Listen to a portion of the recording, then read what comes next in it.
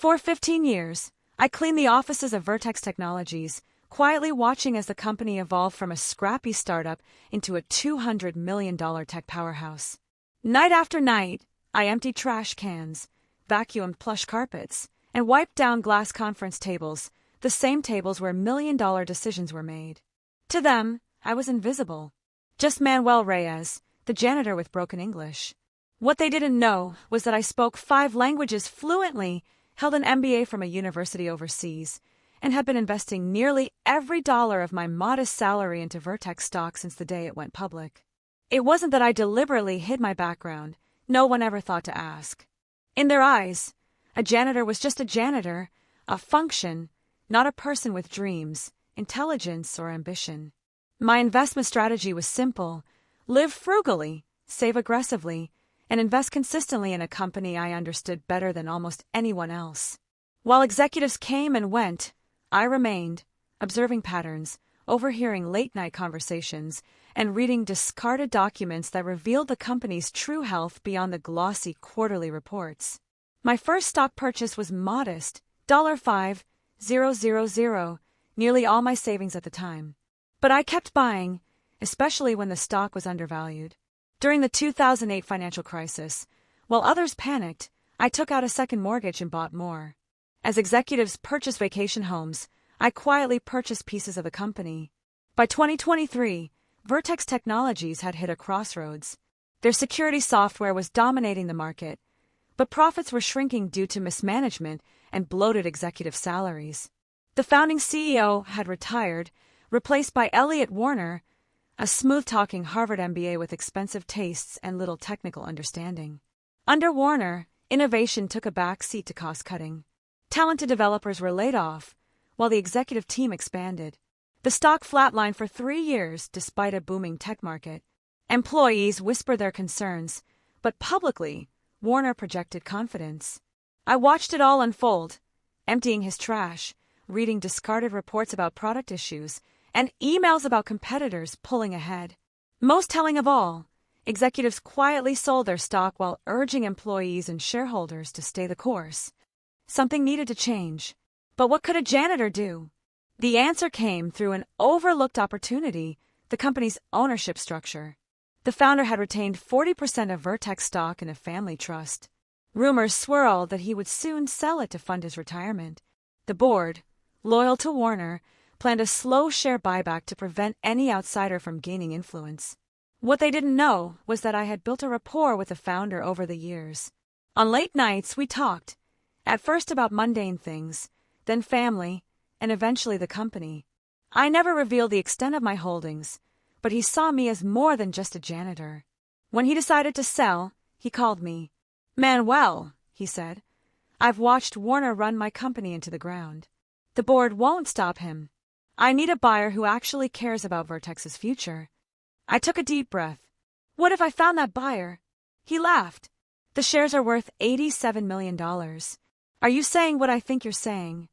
"Let me make some calls," I replied. What he didn't know was that my initial investment had grown exponentially. I'd also helped family and friends invest. Together, we held nearly 20% of the company. With the founders' 40%, we could gain control. I formed an investment group, Sierra Vista Partners. With pooled resources and financing secured against the very shares we were buying, we completed the purchase in 30 days. No public filings were required, and the board remained unaware that the company's ownership had fundamentally changed. Which brings me to the shareholders' meeting. For the first time, I registered under my own name and showed up in a suit I bought just for the occasion. When Warner saw me walk into the hotel ballroom, his smile froze. "What's the janitor doing here?" I heard his CFO whisper. Warner forced a grin. "Probably owns 10 shares. Everyone's an investor these days." I sat in the back. Most ignored me. A few long-time employees gave polite nods. Then came the condescension. "Mr. Reyes, isn't it?" said CFO Gerald Thompson, offering a smile soaked in superiority. "Didn't realize you were a shareholder." "For 15 years, I replied. "Well, that's commendable. Small investors are the backbone of capitalism, right? How many shares do you own?" "Enough to be here." His smile thinned. "Of course. Well, enjoy the meeting." Some of it may be technical. He walked off muttering, "Look, it's the janitor investor. Probably scraped together enough for a few shares." The meeting began.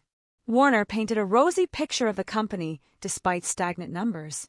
He outlined expansion plans and proposed a generous new executive compensation package. During Q&A, a few institutional investors raised concerns about falling margins and customer churn. Warner brushed them off with rehearsed corporate jargon. Then I raised my hand. The room went still. "Yes, in the back." "Manuel Reyes," I said. Warner's smile twitched. "Mr. Reyes, your question?"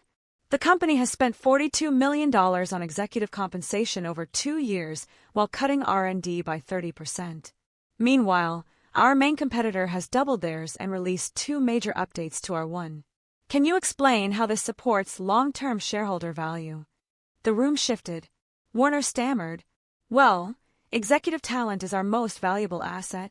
Customer satisfaction has dropped from 92% to 76% in 18 months, I continued. Average engineer tenure has declined from 4 years to 17 months. His face darkened. "Mr. Reyes, with all due respect, some of these decisions are complex, perhaps hard to understand without a corporate management background." I smiled politely. "Rest assured, Mr. Warner, I understand them perfectly. For 15 years, I quietly cleaned the offices of Vertex Technologies, watching from the periphery as the company grew from a scrappy startup to a $200 million tech powerhouse. Night after night, I emptied their trash bins, vacuumed the plush carpets, and wiped down the conference tables where million-dollar decisions were made. To them, I was invisible, just Manuel Reyes, the janitor who barely spoke English. What they never knew was that I spoke 5 languages fluently, held an MBA from a foreign university, and had been investing nearly every penny of my modest salary into Vertex stock since the day the company went public. I wasn't hiding my background. No one ever asked. Over the years, I lived frugally, saved aggressively, and invested consistently. I understood the company better than most, watching patterns, overhearing late-night conversations, and reading discarded reports that revealed more than the polished earnings calls ever could.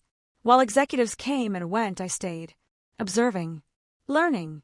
When the 2008 financial crisis hit, I took out a second mortgage on my small home and doubled down, buying Vertex stock when others were panicking. While executives bought luxury cars, I bought their company, 1 share at a time. By 2023, Vertex had reached a tipping point. Its security software was revolutionary, but leadership had faltered. The new CEO, Elliot Warner, slick, smooth-talking, and flashy, had shifted focus from innovation to cost-cutting. R&D budgets were slashed while executive pay soared. I found the evidence nightly in his discarded emails and reports, falling customer satisfaction, missed deadlines, and competitors surging ahead. The turning point came when I learned of a unique opportunity. The company's founder, who had retained a 40% stake in a family trust, was ready to sell. I had built a quiet rapport with him over the years, our late-night chats, slowly revealing our shared passion for the company. When he decided to sell, he reached out to me. "Manuel," he said, "I need a buyer who cares about Vertex's future, not just next quarter's profits." I didn't hesitate. Over 15 years, my personal holdings, and those I'd helped my family and community acquire, had grown to nearly 20% of the company. With the founder's 40%, we could take control. I formed Sierra Vista Partners, secured the necessary financing, and within 30 days, the deal was closed. No fanfare, no headlines, but everything had changed. Which brings us to the shareholders' meeting. I arrived wearing my only suit. Executives noticed me immediately, some confused, some amused. "What's the janitor doing here?" I overheard. "I didn't realize you were a shareholder," CFO Gerald Thompson smirked as he approached. "I've been one for 15 years, I said quietly. "Well," he said, trying not to laugh, "everyone's an investor these days. How many shares do you own?" "Enough to be here," I replied. During the meeting, Warner painted a rosy picture of the company's future. He proposed a massive compensation increase for executives, despite stagnant performance. When no one else asked questions, I stood up. "Manuel Reyes," I introduced myself. The company has spent $42 million on executive compensation over the past 2 years while reducing R&D by nearly 30%. Our main competitor has doubled theirs. How does this support long-term shareholder value? The room fell silent. Warner stammered through a response, trying to dismiss me. But I wasn't finished. Customer satisfaction has dropped from 92% to 76%. Engineer retention is down to 17 months. Are these the results of sound strategy? Thompson couldn't hold back. Perhaps Mr. Reyes should focus on his cleaning duties instead of pretending to understand executive decisions. How many shares did you say you owned? 5. Laughter from a few. Awkward silence from the rest. I stayed calm. I believe in investing in what you know, Mr. Thompson. And after 15 years inside your offices, I know Vertex very well. At that moment, the ballroom doors opened. A woman in a sharp suit entered, flanked by 4 men carrying document boxes. She walked to the front and handed Warner an envelope. "What's this?" he demanded. "Regulatory filing," she said, loud enough for all to hear. Sierra Vista Partners has acquired 40% of Vertex Technologies from the Founders Trust. Combined with existing holdings, we now control 58.7% of the company. The room erupted in murmurs.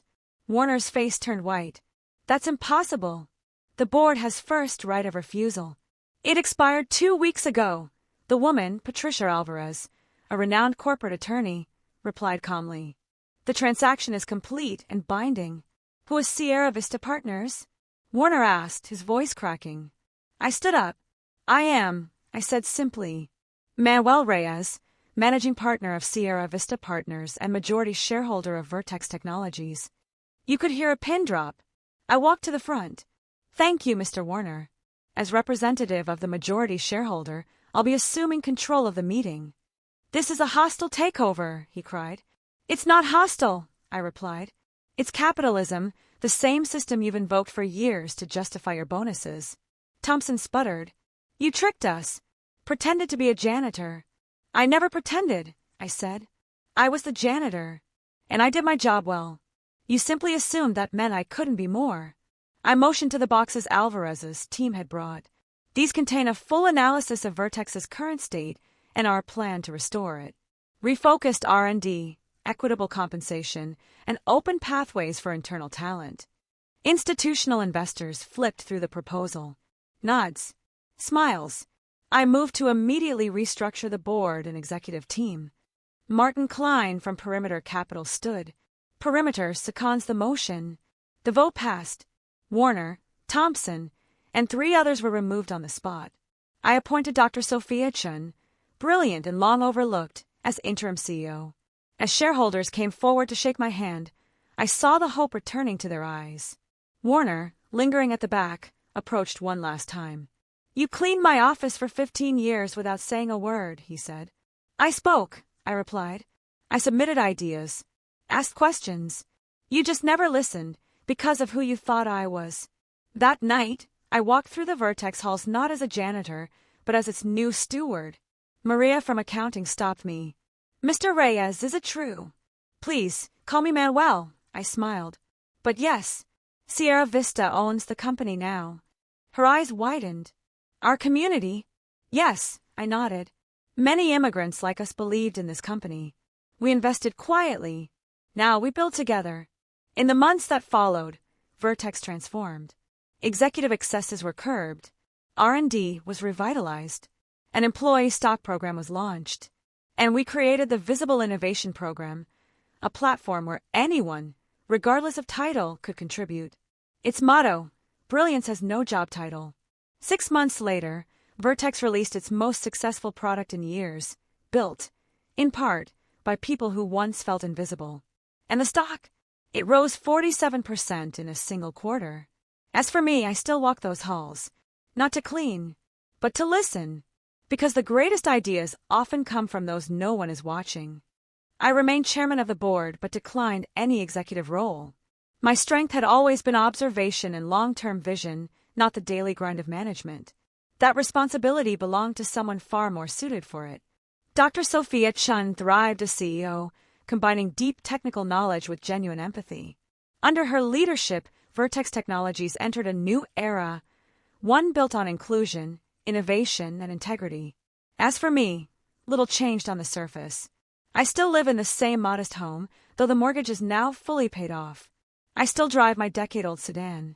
Frugality is hard to shake, but I've learned that true wealth isn't about displaying success. It's about creating stability, opportunity, and dignity for yourself and others. I heard Warner accepted a role with a smaller competitor at half his former salary.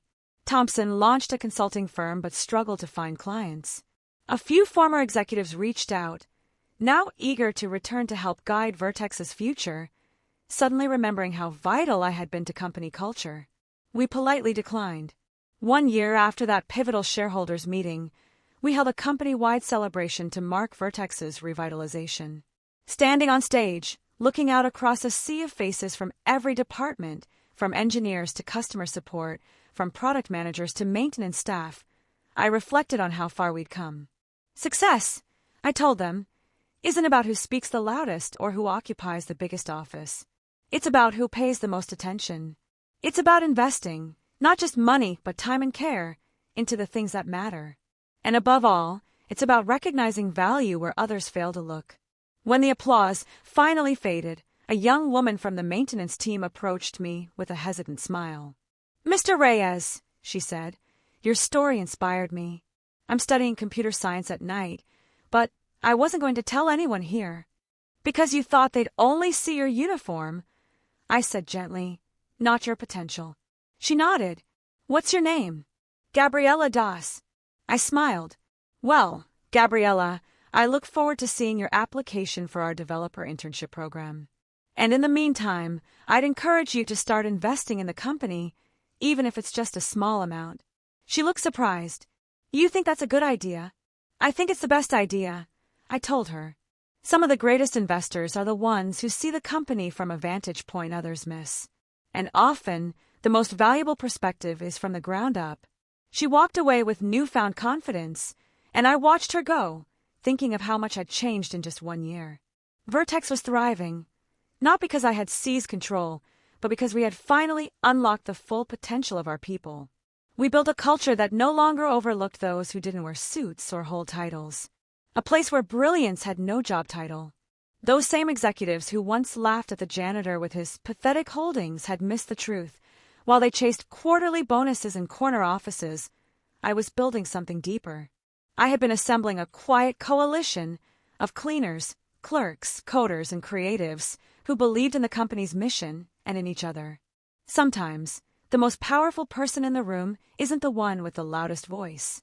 It's the one watching from the sidelines, the one who listens when no one else does, the one you don't notice until it's far too late, maybe even the one emptying the trash bins after everyone else has gone home.